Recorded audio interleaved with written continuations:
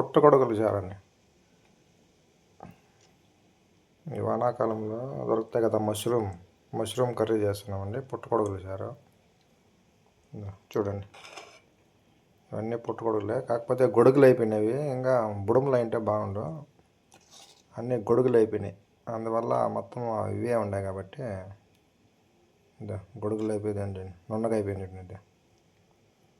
నున్నగా అయిపోయింది. అన్నీ పుట్టగొడుగులే. మీకల్లా ఇప్పుడు దొరుకుతున్నా లేదో చూసి కామెంట్ చేయండి. తినేదానికి భలే రుచిగా ఉంటాయండి. చికెన్ ఫ్రై మాదిరి బాగా టేస్ట్ భలే ఉంటాయి పుట్టగొడుగులు.